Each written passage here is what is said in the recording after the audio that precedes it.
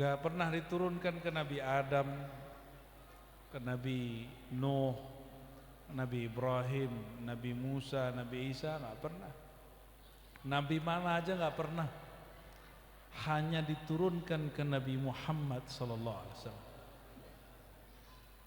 Begitu juga Alif Lam Mim 5 ayat pertama, ayat Kursi dan 2 ayat terakhir Al-Baqarah. Itu nggak pernah diturunkan ke umat-umat terdahulu. Wabil khusus Al-Fatihah turun di bumi berkali-kali, diambil ke aras sekali. Jadi Fatihah itu spesial. Jadi kalau Imam Syuuti dan Imam Zarkashi menulis ada ayat turun di Mekah, ada turun di Madinah, Makki, Madani. Ini ayat turunnya di Arash, boleh disebut surat Arsy. Surat turunnya di mana? Di Arash. Maka kita bersyukur. Inilah muqaddimah pertama saya. Mari bersyukur menjadi umat Nabi Muhammad sallallahu alaihi wasallam. Karena diturunkan surah Al-Fatihah dan menjadi tawassul antum sebelum berzikir. Betul enggak? Ya. Itu kalau orang baca Fatihah langsung kebuka. Karena ada nama Nabi Muhammad di situ. Ada di bismillah, ada di alhamdulillah, ada di semua ayat itu. Jadi baca Al-Fatihah itu sama dengan baca biografi Nabi, tapi biografi hakikat sallallahu alaihi wasallam. Maka kalau wadolin bacanya apa? Amin. Al-Amin siapa? Nabi Muhammad sallallahu alaihi wasallam. Bismillahirrahmanirrahim. Ini belajar hakikat dikit mau nggak? Dikit aja, ya. Biar baca Fatihahnya semangat, ya. Biar baca Fatihahnya nggak sembarangan, biar baca Fatihahnya nggak sembari main handphone. Suwe bener itu orang baca Fatihah sembari main handphone, kurang ajar namanya. Ya. Ini ayat diturun di aras sudah main handphone sembari apa itu? Nggak sopan. Ini ayat dijemput ke aras Allah. Baca Fatihahnya mesti serius. Makanya surat ini dipakai untuk bertemu Allah Subhanahu wa ta'ala. Saya gergetan kalau ada orang main-main sama Fatihah. Bismillah itu saya bagi satu aja. Satu aja ya. Kalau nulis bismillah alifnya di depan apa alifnya setelah ba? Alif dulu atau ba itu baru alif? Nulis bismillah. Padahal yang benar secara ilmu nahu ba dulu baru alif. Kenapa alif dulu? Ternyata ilmu wali Allah itu salah satunya pada ilmu huruf. Meskipun alif bata saja ya, itu ditulis dengan kertas, tapi itu asalnya dari langit. Wali-wali Allah itu ada yang bertugas nulis. Ketika mereka mau nulis bismillah, ba lalu alif, ditegur secara rohani, masa kamu dahulukan ba sebelum alif? Yang benar alif dulu baru ba. Kenapa? Alif itu alif al-ahad. Ahad itu Allah Subhanahu. Sedangkan ba itu ba'u Ahmad. Ba-nya Nabi Muhammad sallallahu alaihi wasallam. Maka titik di bawah ba disepakati oleh ahli ilmu huruf disebut al-haqiqah al-muhammadiyah. Hakikat Nabi Muhammad sallallahu alaihi wasallam. Paham?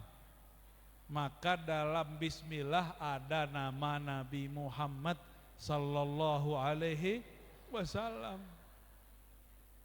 Maka jangan sembarangan baca Al-Fatihah, pasang adabnya supaya diberkahi. Karena orang beradab lebih dicinta daripada yang tidak beradab. Insya Allah majelis Asy-Syifa tambah diberkahi. Amin. Kiainya mah oke, muridnya yang belum oke nih ya, kurang serius. Kok panjang dikit? Panjang nih. Masa malaikat lagi turun dia main handphone? Malaikat lagi turun dia main Instagram, main YouTube, main WA, ya salam. Ya, dicuekin malaikat rahmat. Dicuekin. Ya kecuali kolbu antum udah nyambung sama Allah. Kolbu udah nyambung sama Allah, terserah mau ngapain aja. Mau lagi ngapain juga boleh. Kalau hati kita belum terlatih, pakai adabnya. Ya.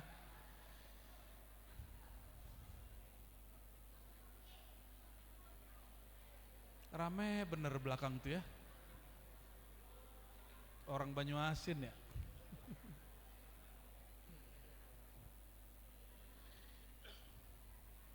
Apalagi nama Nabi Muhammad masih banyak. Bismillahirrahmanirrahim. Saya loncat aja ya. Di situ masih ada nama Nabi Muhammad tuh. Cuma saya nggak boleh sebut. Alhamdulillahirabbil. Kita ambil potong-potongan aja. Alhamdu. Pujian, betul. Adakah pujian tanpa ada yang memuji? Adakah orang berzikir suaranya kedengeran tapi orangnya nggak ada? Mungkin nggak? Mungkinkah ada pujian tapi tidak ada yang memuji? Mungkinkah sholat diterima tanpa ada yang sholat? Gimana? Adakah zakat tanpa ada orang berzakat? Maka kalau disebut alhamdu, padahal bisa pakai hamdan loh, hamdan lillah. Kenapa pakai alif lam? Alhamdulillahi rabbil alamin. Karena alhamdu itu salah satu sirnya Nabi Muhammad SAW yang bernama Muhammad, orang yang terpuji. Ahmad, orang yang paling banyak memuji. Maka alhamdu, pujian sang Muhammad sallallahu alaihi wasallam yang diterima itu cuma pujian Nabi Muhammad. Maka jika ingin pujiannya diterima, satukan frekuensi kolbunya dengan nur Nabi Muhammad sallallahu alaihi wasallam, baru diterima alhamdunya. Apa itu sirnya alhamdu? Kata Nabi sallallahu alaihi wasallam, afdhalud du'a alhamdulillah. Doa paling tinggi bukan kamu mengatakan ya Allah beri aku ini, beri aku itu, beri aku, bukan. Doa tertinggi itu alhamdulillah.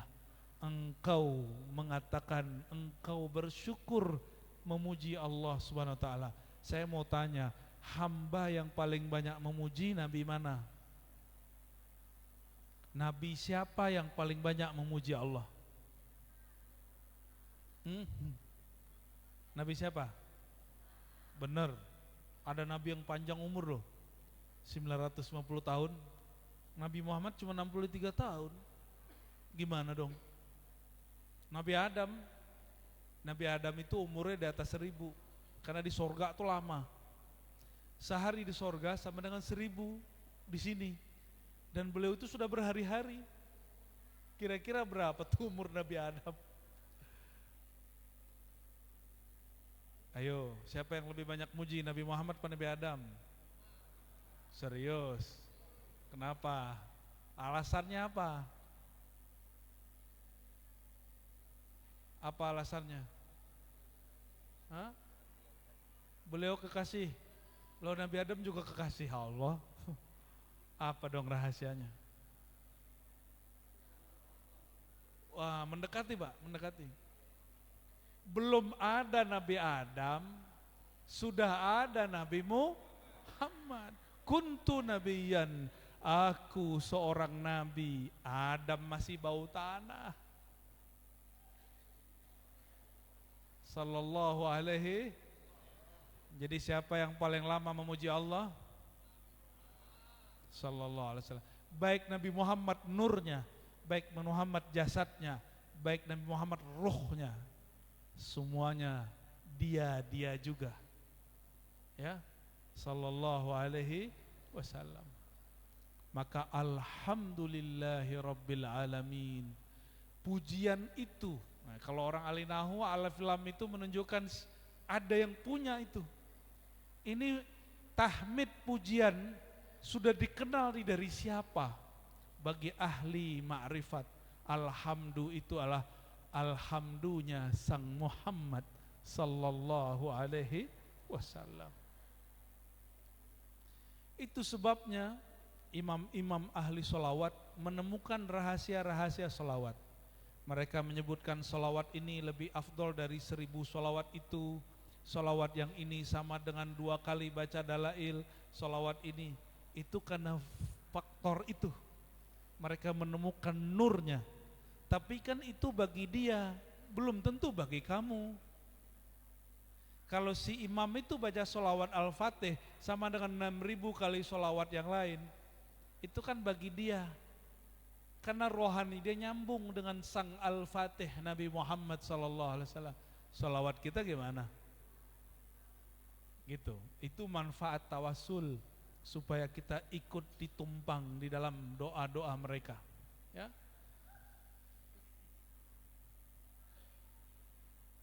Nabi itu unik. Seakan-akan beliau menunjukkan butuh sholawat, padahal beliau nggak perlu sholawat. Apa kata beliau? Al-bakhil, yang bakhil itu disebut namaku, dia tidak sholawat kepadaku. Ane mau tanya mantum, Nabi butuh sholawat kita nggak? Terus kok Nabi bilang orang bakhil man dzukirtu indahu walam yusalli alayya. Orang bakhil itu yang disebut namaku tapi dia tidak sholawat kepadaku. Kok Nabi ngomong begitu?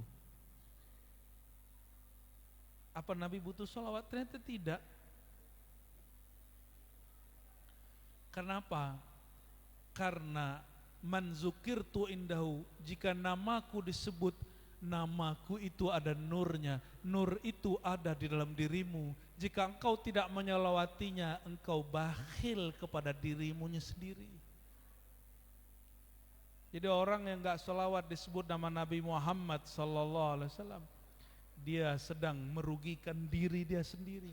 Karena tubuh ini diberkahi berkat nur Nabi Muhammad sallallahu alaihi wasallam.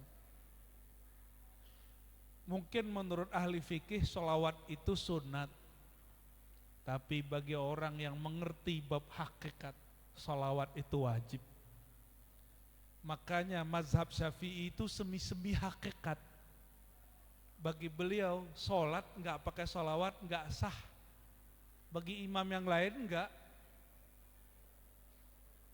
Kecuali murid Imam Syafi'i kayak Imam Ahmad bin Hambal. Tapi bagi mazhab selain Imam Syafi'i dan murid-muridnya, sholawat itu sunat. Bagi Imam Syafi'i apa? Wajib. Silakan buka. Itu muqaddimah kitab Ar-Risalah. Apa kata beliau? Kalau bukan karena Nabi Muhammad kita nggak ngerti apa-apa, kita nggak tahu apa-apa, nggak dapat nikmat apa-apa. Bahkan kata Imam Syafi'i, mensyukuri nikmat itu nikmat. Mensyukuri nikmat itu dengan nikmat. Saya bisa mensyukuri nikmat Allah karena Allah beri nikmat di dalam hati ini, yaitu nikmat mampu bersyukur. Berarti orang bersyukur itu dimampukan Allah. Begitu tajamnya ilmu ma'rifat dalam kolbu Imam Syafi'i. Wajar sampai hari ini mazhab beliau termasuk mazhab yang paling banyak pengikutnya. Ini Majelis Asy-Syifa mazhabnya apa? Syafi'i. Benar, Syafi'i. Benar. Tadi kunutnya kunut gak subuhnya? Apa waktu duha? Kunutnya waktu duha ya? Subha. Subuh plus duha. kunut itu hanya salah satu daripada mazhab Imam Syafi'i.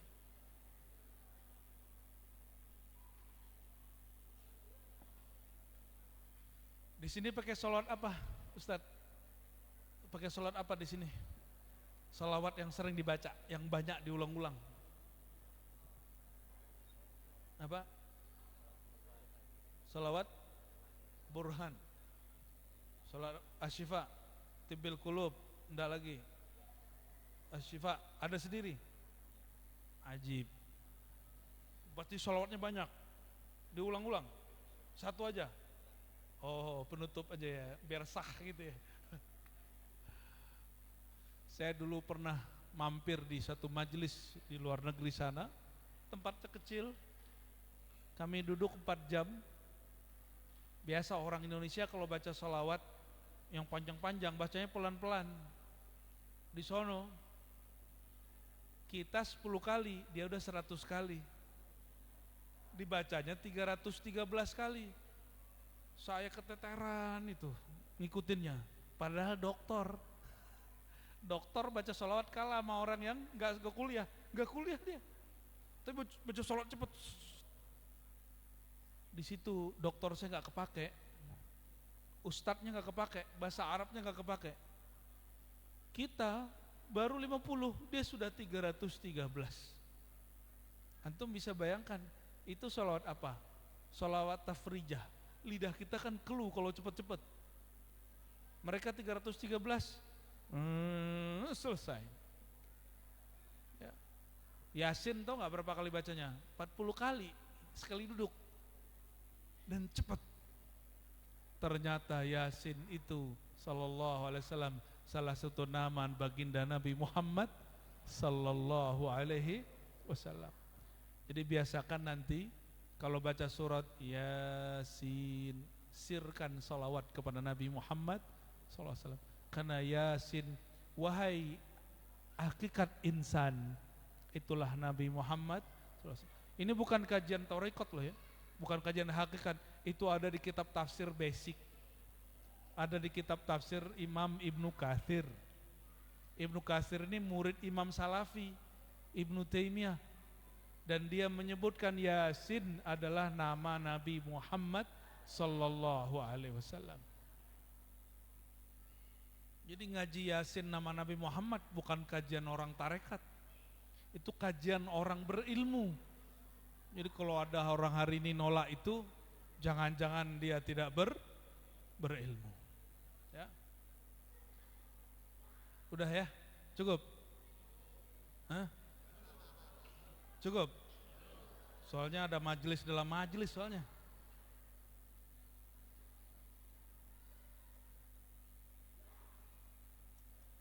Tahu begitu mas saya nggak datang. Capek pak. Saya nemenin bapak saya tadi sakit. Baru masuk rumah sakit. Kalau kayak gini antum aneh nggak datang.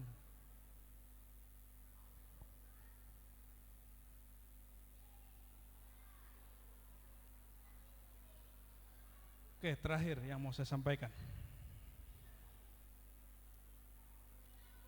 Allahumma sholli ala Sayyidina Muhammad wa ala Sayyidina.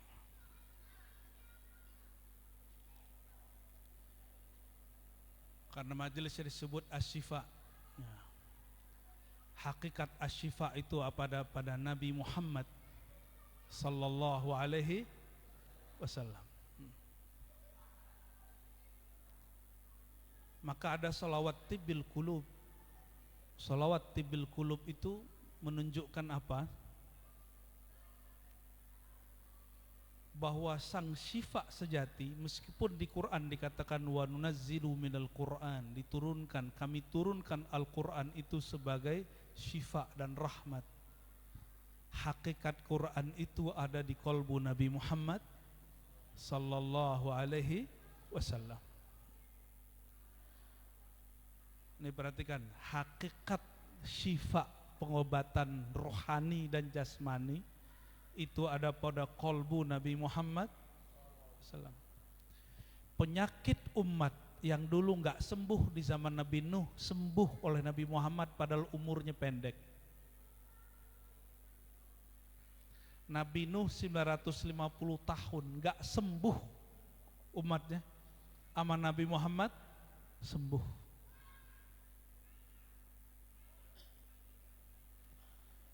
Nabi siapa yang murid-muridnya bandel? Yang paling bandel? Umat Nabi Musa. Nabi siapa? Umat Nabi? Nah, itu sekarang keturunannya yang lagi perang itu. Wajar kan? Emang dari dulu mereka begitu. Ya.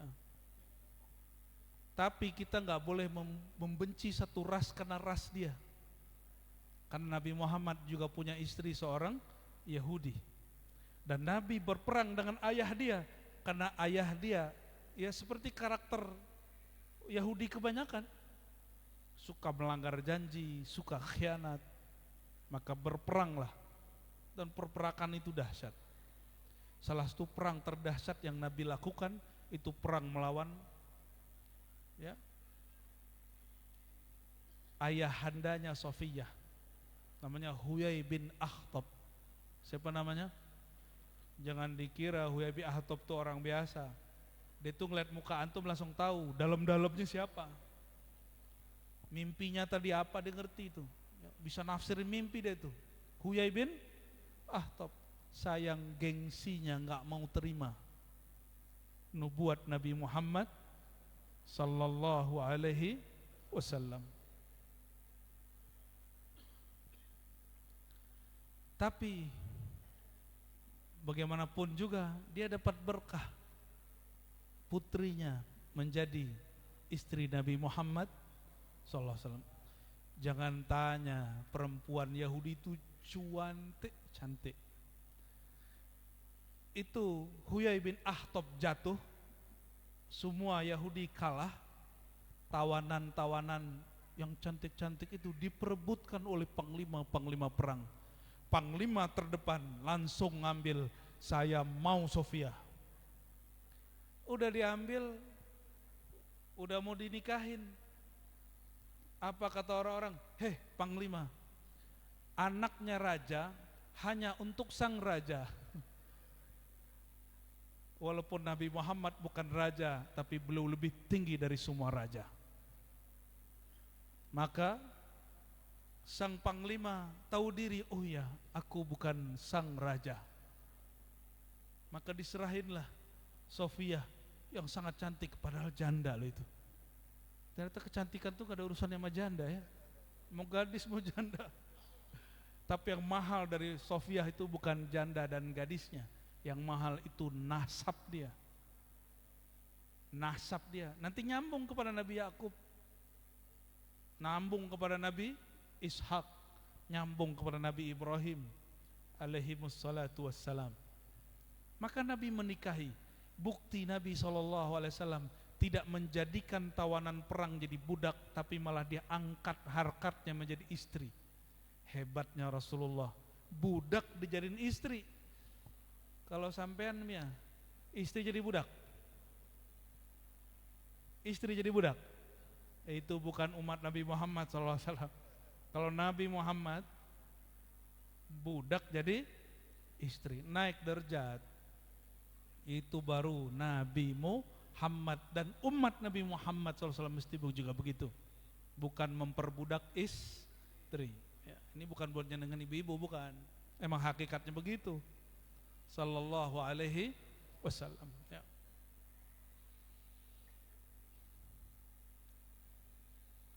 Nabi Muhammad sallallahu alaihi wasallam satu kali di perang Uhud itu sahabat-sahabat ada yang betisnya kena tombak. Coba bayangin betis kena tombak, belah dua, betis belah dua.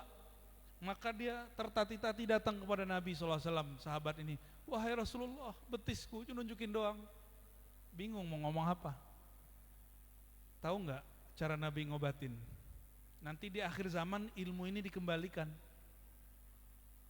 tapi bukan pada saya, ya, kecuali dapat izin. Nabi cuma baca Bismillahirrahmanirrahim, balik seperti semula. Balik seperti semula. Ya wajar. Jangankan betis, daging udah disayat-sayat, daging kambing udah jadi gulai, udah jadi kare, udah jadi rendang, itu bisa ngobrol sama Nabi. Apalagi cuma betis belah. Begitu Nabi Muhammad SAW. Bismillahnya Nabi sedahsyat itu. Dan kita udah jelaskan, Bismillah itu sebenarnya hakikat nama Nabi Muhammad SAW disembunyikan di situ. Maka orang kalau wiridan Bismillah, dia pegang dadanya, dia dalam-dalami, itu kolbunya sembuh dari penyakit-penyakit. Jadi orang mengira wirid kalau ketinggian itu keren, enggak. Wirid paling basic itulah wirid paling tinggi. Bukan yang ditulis-tulis kepercayaan sekali, itu mah biasa. Wirid yang paling basic. Coba Fatihah buang bismillahnya, sah enggak Fatihah ente? Hah? Fatihah kita dibuang bismillahnya, sah enggak Fatihahnya? Ulama kita sepakat, perhatikan. Semua yang di Quran terkumpul maknanya dalam surat Al-Fatihah. Semua yang ada di Al-Fatihah terkumpul dalam Bismillah. Semua yang dalam Bismillah terkumpul pada ba. Semua yang dari ba itu ada pada titik di bawahnya. Dan titik di bawah itu disebut dengan sir Nabi Muhammad SAW. Maksudnya apa? Semua Quran itu ada di kolbu Nabi Muhammad SAW. Beliau keluarin dikit jadi obat. Adakah obat tanpa ada orang yang menghantarkan obat, yang menyarankan obat, mendiagnosa obat? Ada nggak? Kan nggak ada. Makanya berobat sendiri itu ilegal, itu malpraktek. Nggak ada tuh obat tiba-tiba datang sendiri, terbang. Saya mau obat demam, terus datang obatnya begitu, nggak kan? Enggak. Kita datang ke dokter. Sang dokter itu, sang tabib itu Sayyidina Muhammad sallallahu alaihi wasallam. Makanya Sayyidina Abu Bakar As-Siddiq tidak mampu menatap baginda Nabi Muhammad sallallahu alaihi wasallam. Enggak ada mampu. Sifat kikir pelitnya Sayyidina Abu Bakar sembuh cukup dengan membersamai Nabi Muhammad sallallahu alaihi wasallam. Sifat keras mau menang sendirinya Umar sembuh berkat Nabi Muhammad sallallahu alaihi wasallam. Coba perhatikan majelis kita selama ini. Ya, saya berhusnuzon teman-teman ini yang sudah ikut majelis Asy-Syifa itu berubah sifatnya. Ya, saya berbaik sangka. Semakin rajin menyebut ya Allah, ya Nur, ya Allah. Kolbunya yang gelap karena emosi, nanti pulang-pulang menjadi penyabar. Ya, buktikan nurnya masuk ke dalam kolbu. Di rumahnya lebih suka ngalah daripada mau menang sendiri. Ya, ini kalau nggak ada nur saya udah tinggalin dari tadi Pak. Tapi alhamdulillah Allah masih masukkan nur itu di dalam kolbu. Ya, sallallahu alaihi wasallam.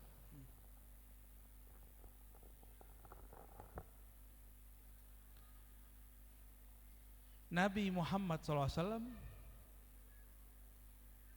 masih ingatkah kita ketika beliau sedang berperang? Ternyata Nabi ini sangat manusiawi, jarang unjuk mukjizat dan keramat. Sesekali aja baru tunjukin. Tapi orang-orang sekarang dikit-dikit pengennya lihat keramat ya. Berarti kita menolak sisi manusiawi. Kita manusia, Nabi manusia. Tapi ketika sudah genting, barulah Nabi Muhammad SAW menunjukkan sisi manusia yang di atas semua manusia. Basyarun la kal basyar. Manusia tapi beda dengan manusia biasa. Ketika paceklik, nggak ada air. Sahabat-sahabat, air ini masih begini, masih mending nih. Segini pun nggak ada. Mereka dulu nyimpan air di mana? Di tempat kulit. dimasukin air, itu air udah dikit. Jadi bisa direfill. Bisa di-refill. Itu air masukin kulit, airnya sedap. Ya, kulitnya sudah dikeringin. Orang-orang dulu sering minum pakai begitu. Tapi apa kata Nabi? Kumpulkan semua air yang kalian punya, taruh di gayung. Kalau kita sekarang sebutnya gayung atau wadah kecil. Maka Nabi SAW giniin tangannya. Tiba-tiba ada air keluar. Itu sahabat yang iseng lihat, ada apa di belakang nih? Ada selang panggang enggak? Ada lihat. Bayangkan di tubuh Nabi tidak ada PDAM, ya, nggak ada perusahaan air minum, itu bisa keluar, Pak. Ini berapa rongganya? 1, 2, coba tangannya, coba lobangnya, rongganya berapa? Tuh 2, kok 5? Jarinya 6 Pak. Jarinya berapa? Oh, rongganya berapa? 4. Bukan 5, rongganya 5 apa 4? Ente ntar ketemu orang bunian nanti nih. 5 apa 4? 4, alhamdulillah. Kalau enggak saya curiga saya ketemu orang bunian. Padahal orang bunian enggak gitu-gitu amat ya. Berapa? Nah ini perhatiin, ini ilmu hakikat itu. Tangannya Nabi itu adalah password nikmatnya surga. Jadi kata beliau, di tanganku ada kunci-kunci surga. Di tangan, kan Nabi nggak punya pembuatan alat kunci, kan Nabi nggak punya. Kita kan bayangin kunci, dulu itu masih pakai logam, masih pakai besi, itu menora. Orang sekarang buka kantor pakai apa? Zzz. Antum cuma gitu doang. Nabi bisa begini. Semua kebuka, semua pintu surga. Mulai paham, yang di dunia itu imitasi dari akhirat. Yang sekarang kita lihat itu adalah permisalan dari yang di sana. Wa utu bihi mutasyabiha, dan mereka diberikan sampai pintu-pintunya, kuncinya mutasyabiha, sama tapi beda, mirip lah barangkali. Kata Nabi SAW, di sorga ada 4 anhara, arba'atu anhar, ada 4 apa? 4 sungai.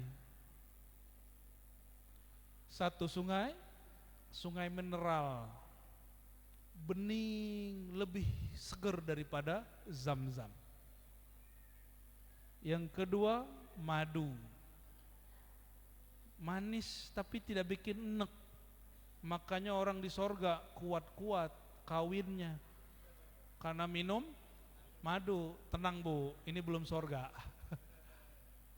Bapak-bapak ini kebanyakan minum madu, ginjalnya hancur. Di sono bukan ginjalnya hancur, tambah kuat dia. Yang ketiga sungai susu. Susu bikin kuat gak? Kita kalau demam, kasih aja susu kambing, kasih aja susu seger, cepat sembuhnya. Karena badannya akan melawan penyakitnya lebih kuat.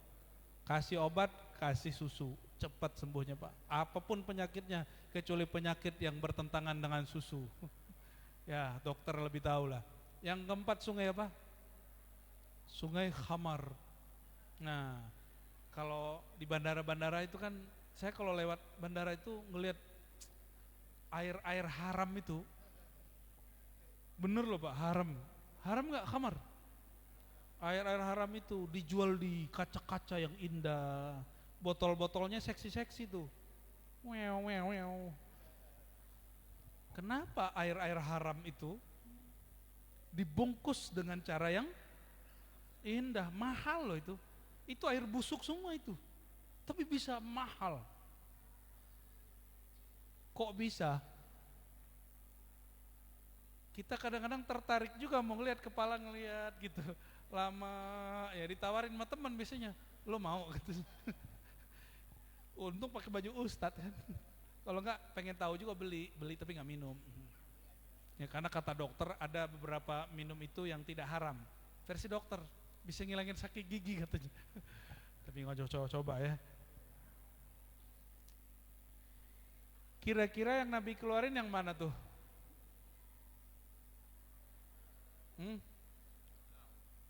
Air mineral. Itulah air paling mulia di alam semesta. Air yang keluar dari tangan Nabi Muhammad SAW. Dulu teman-teman saya tanya, lebih utama, lebih mulia air Zam-Zam apa air yang keluar dari tangan Nabi? Rata-rata jawabnya air Zam-Zam. Saya tanya balik, lebih mulia Ka'bah, Zam-Zam atau Nabi Muhammad SAW? Lebih mulia sumur Zam-Zam, Ka'bah atau Nabi Muhammad SAW? Jika sumur Zam-Zam mengeluarkan air yang paling utama, sekarang yang lebih mulia dari sumur Zam-Zam dan Ka'bah mengeluarkan air, kira-kira airnya apa? Airnya lebih utama. Sallallahu alaihi wasallam. Itu air dari mana tuh? Kalau bukan diambil dari surga. Gak mungkin nyuling dari banyu asin, airnya kan asin. Banyu asin. Coba antum bayangkan, di punggung Nabi nggak ada keran, nggak ada. Semoga nanti kita juga ikut meminum airnya yang keluar dari tangan Nabi Muhammad Sallallahu Alaihi Wasallam. Tapi Nabi begitu ngeluarinnya saat darurat. Sahabat udah teriak-teriak, ya Rasulullah, mata Nasrullah, kapan Mas Nasrullah gitu ya. Bukan, kapan sang Nasrullah, bantuan dari Allah datang. Mereka udah lemas-lemas, Nabi lagi ngajarin, bukan air yang menyegarkan kamu, tapi ya Allah. Maka sahabat tuh dididik sedemikian rupa, mereka paceklik air. Dididik sedemikian rupa 3 tahun gak makan gandum, gak makan beras. Kalau kita sekarang, kalau antum mungkin bunuh-bunuhan kali ya. Sahabat malah bagi-bagi, udah kamu yang makan. Kata sahabat satu, kamu yang makan. Itu 10 menit gandumnya udah dingin duluan, cuma dorong-dorongan. Akhirnya apa? Mereka makan bersama. Yaudah kita makan bersama. Sedikit makan bersama, kenyang semua. Berarti kenyang tidak diciptakan oleh gandum, diciptakan oleh Allah Subhanahu wa ta'ala. Ini orang-orang hari ini kan tengkar urusan beras, urusan duit. Selama masih itu terjadi, semua pergerakan Islam tidak akan menang. Nih saya sampaikan, yang suka demo, silakan demo. Yang suka pergerakan, mau jihad, silakan. Tapi kalau di kolbu antum masih ada mahabbah, cinta duit, ya, cinta lawan jenis masih berlebihan, apalagi cinta sesama jenis. Banyak pelaku-pelaku jihad itu melakukan itu, ya, di dalam negeri, di luar negeri sama. Makanya Allah tidak menangkan. Sahabat-sahabat Nabi dibersihkan dari semua sifat itu, maka mereka enggak lagi memberhalakan air. Syukur enggak terjadi kayak zaman Tolut. Zaman Tolut gimana? Kehausan mau mencari air, ketemu air, turun perintah wahyu. Wahai Tolut, katakan semua kepada tentaramu yang puluhan ribu itu, jangan minum kecuali hanya seberapa? Segini. Itu seberapa itu? Baru diambil udah jatuh duluan, baru diambil jatuh duluan.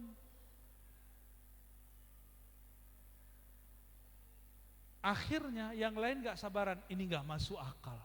Lagi-lagi yaitu nenek moyangnya yang lagi perang itu, yang bilang gak masuk akal ini, ambil gayung diminum langsung. Mereka minum langsung ngantuk, pengen tidur. Tahu nggak dari puluhan ribu tersisa berapa orang? Hanya 313.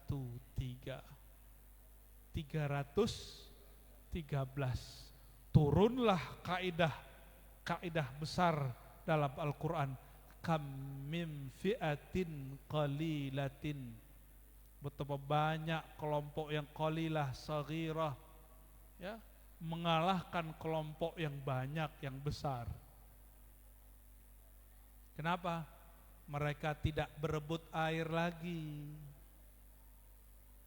Ini berebut air nih, korlap-korlap kalau demo, gila. Gimana mau menang? Katanya memperjuangkan Islam, bela Islam. Urusan ini aja tengkar. Paham? Ini cuma simbol loh ya. Ini simbol doang. Paham maksudnya? Bukan ini. Ini simbol aja. Ini kalau nggak pakai duit jadi nggak? Nah, paham maksudnya? Ustadz cuma urusan begitu, tengkar loh. Tengkar urusan begitu. Gimana dakwahnya mau menang? Gimana dakwahnya mau nyebar? Gimana perjuangan Islam kita mau menang? Mau nggak menang? Untuk diri sendiri dulu, mau? Mau? Coba latih tidak mencintai air. Mencintai air, antum nanti bunuh-bunuhan urusan air.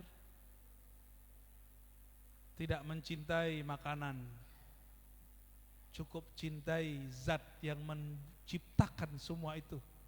Maka ketika si air tidak ada, kita tetap bergantung kepada yang menurunkan air. Tapi kalau orang sudah bergantung kepada air, bergantung ke makanan, bergantung ke duit, bergantung ke obat, bergantung ke jenderal, bergantung ke fulan-fulan, ustadz orang sakti, bergantung ke wirid, nanti wiridnya sedikit antum gak kuat. Bismillah. Maka maharnya supaya tidak bergantung ke benda-benda tadi, mulailah semuanya dengan bismillah. Mulai semua dengan bismillah. Ini karena orang sekarang bergeraknya emosi dulu baru bismillah. Jadi dia mengemosikan bismillahnya, bukan membismillahkan emosinya. Orang hari ini benci dulu baru baca bismillah. Jadi dia cari pembenaran dengan kebenciannya atas nama agama. Gak mungkin menang. Gak mungkin menang. Maka kita doakan saudara-saudara kita yang berjuang di Palestina, semoga mereka mendapatkan kedaulatan mereka. Semoga mereka yang berbeda faksi-faksi Hamas, Fatah dan lainnya, mereka berislah, bersatu supaya Palestina merdeka. Amin ya rabbal alamin. Tapi kalau mereka tidak bersatu, wajar, daerah segitu aja nggak bersatu, apalagi di luar itu, apalagi negara sekitarnya.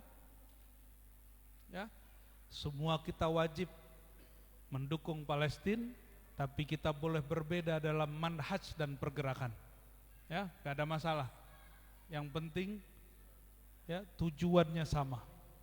Ya, Allahumma sholli ala Sayyidina Muhammad. Inilah akhir dari kajian kami. Inti asyifa itu bukan pada alat, bukan pada benda. Intinya ada pada Sang Asy-Syafi, Allah yang memberi obat. Maka nanti jika ada masa turun lagi pandemi, turun wabah penyakit, orang jangan berebut untuk obat. Seandainya obat tiada, dokter pun tiada, bergantunglah kepada dokter hakikat, yaitu Nabi Muhammad SAW, sehingga bergantung hati hanya kepada Allah Subhanahu wa ta'ala. Enggak lagi menyekutukan diri dengan benda-benda kecil ini. Ya. Semoga semua yang hadir Allah berkahi. Mohon maaf jika ada kata-kata yang kurang tepat, jika ada yang tersinggung. Semoga batin saya, batin antum semua diterangi dengan nur Allah Subhanahu wa ta'ala. Ala hazinniya wa likulli niyatin salihah wa li nuri sayyidina Muhammad sallallahu alaihi wasallam. Al-Fatihah. Ya nusin Syaratal ladzina an'amta 'alaihim ghairil maghdubi 'alaihim waladdallin. Amin. Wa sallallahu ala sayyidina Muhammad walhamdulillahi rabbil alamin. Mohon maaf kepada para asatidz dan semuanya. Mungkin saya tidak dapat salaman semua karena masih lelah ya. Assalamualaikum warahmatullahi wabarakatuh. Waalaikumsalam warahmatullahi wabarakatuh. Ya mohon maaf jamaah mengingat kondisi Buya Arazi yang tidak mengizinkan bagi kita ya dalam kondisi tidak fit, tentunya sama-sama kita maklumi. Dan mari tentunya rangkaian acara ini Bapak Ibu hadirin tamu yang kami hormati untuk mendapatkan berkah. Jangan dulu pulang, kita berdoa. Doa kami mintakan agar dapat diimami oleh Kiai Dimyati Nahar yang merupakan ketua dan pimpinan Basnas Kabupaten Banyuasin. Kepada Kiai kami persilakan.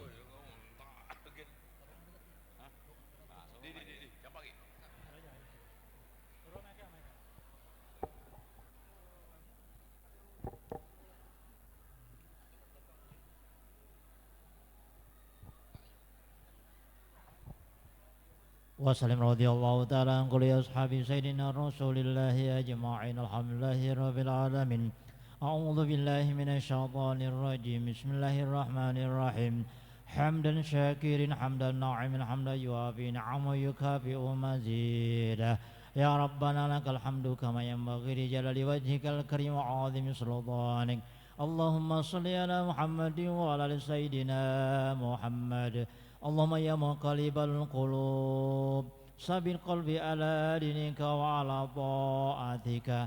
Allahumma nawwir qulubana binur hidayatika ma natal arda binur syamsik abadan abada birahmatika ya arhamar rahimin. Allahumma inna nas'aluka ridhaka wal jannah wa na'udzubika min sakhatika wan nar. Allahumma inna nas'aluka salamatan fid din wa afiyatan fil jasadi wa ajratan fil ilmi wa barakatan fil wa taubatan qablal maut wa rahmatan 'indal maut wa maghfiratan ba'dal maut. Allahumma hawwin 'alaina fi syakaratil maut wan najata min wal 'afwa 'indal hisab. Ya Allah, Rabbana atina fid dunya hasanah wa fil akhirati hasanah wa qina adzabannar. Rabbana taqabbal du'a ya Allah innaka antas samiul alim wa tub 'alaina innaka antat tawwabur rahim. Wa sallallahu alaihi walhamdulillahi rabbil alamin. Taqabbalallahu minkum. Minna wa minkum taqabbal ya karim. Bapak Ibu, demikianlah tentunya doa yang sudah diholipai oleh Kemenak Kabupaten Banyuasin diwakilkan oleh Bapak Kawah Kecamatan Banyuasin 3. Tentunya marilah bersama-sama rangkaian acara kita tutup dengan melepaskan hamdalah. Alhamdulillahirabbil alamin. Terima kasih. Wallahul muwaffiq ila aqwamit thoriq. Wassalamualaikum warahmatullahi wabarakatuh. Ya, selanjutnya kami persilakan jamaah makanan yang masih ada untuk dinikmati. Tim hadroh kami persilakan bersama-sama kembali untuk menghibur dan tentunya nanti kembali kami